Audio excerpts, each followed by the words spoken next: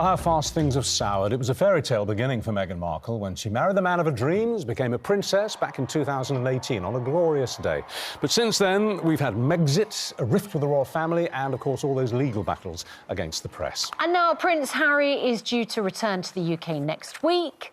Meghan will not be coming with him. In fact, she last set foot in the UK over 18 months ago for the Queen's funeral. So, whose fault is it that Meghan is not coming to Britain? Well, the former royal editor of The Sun, Duncan Larkham, he says it's all her fault. She's made herself unwelcome. She's reaping what she sowed. But broadcaster Actor Jewel thinks that the tabloid press are to blame. That old sort. I mean, she did invite a great deal of opprobrium by doing that interview with Oprah, didn't she? Before Oprah, she has been absolutely savaged in this country. I completely support her. My heart's a little bit broken. It could have been a new era for the royal family, having someone who looks like my mixed heritage children. But she has been completely savage for nothing. And what is her crime? Has she been partying with convicted paedophiles? What has she actually done, apart from being a little bit ungrateful, which I think is her real crime? So you don't blame her for not coming. Do you think it's a conscious choice? She does not want to come to Britain because she feels she'd be torn apart again by the tabloid press. This is someone who has said that she has been suicidal. She reached out for help. She was not helped. It is about protecting her mental health. We've all been there, having to go to a family function or your in-laws and you don't fancy it, and I say run. Duncan Larkham. Yes. You used to be royal editor of The Sun. Yeah. It's the tabloids would have done it.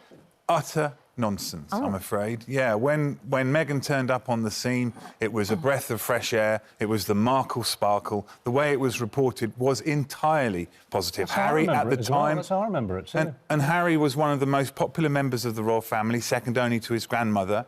And now, within 3 years, effectively, in those opinion polls, they're second in the bottom, only above Prince Andrew. Is that right to say that the abuse of Meghan in the papers began before the Oprah interview?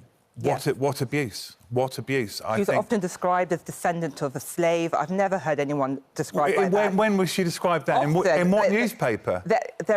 It wasn't a newspaper that did it. And Harry and Meghan have made that narrative that they were treated badly by the press, and they were not. I'll DM you.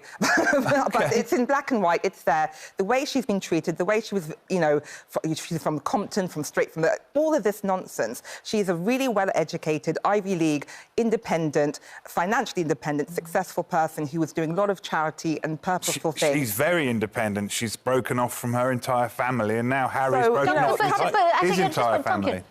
Genuinely, truthfully, if Meghan came with Prince Harry, how do you honestly think the tabloids would treat her? Right now? Well, it depends what she said and what she did. I think, but you don't seem to be saying... You have already condemned her. You've said that, actually, she deserved what she got. She was treated badly because of what she did.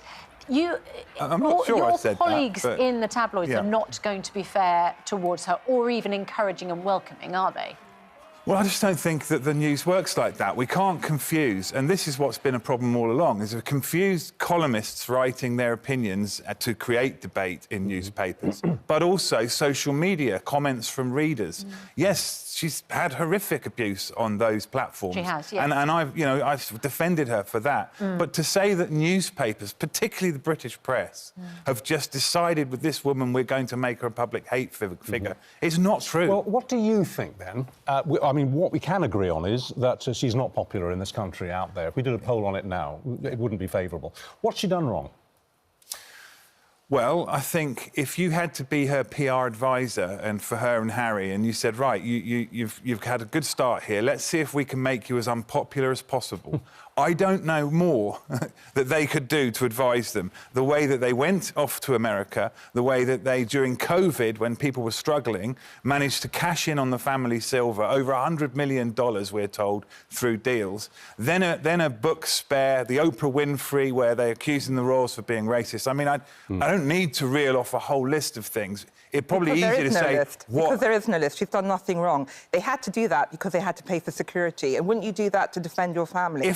you when you've been attack cut off. If you attack your family, Oh, if Harry's victims or people with toxic families can't speak out. No, Is that no, what you're no, saying? of course they can. So never complain, but... never explain that kind of... We all know about mental health, about talking about these issues and discussing it. So are we going back to that old trope? No, we're not. No, not at all. But no. do you think that they genuinely thought that what was written in Spare and what was said in the Oprah interview would not lead to the kind of breakup in the family that it did? I think, you know, coming from someone who has had toxic family and issues, I think it's right to talk about these things. This is how we move on as a society. They were estranged for a lot of reasons. I think they took themselves off, they removed themselves from their mental health. And this is how we move forward, by having discussions. Ate, Duncan, thank you very much indeed.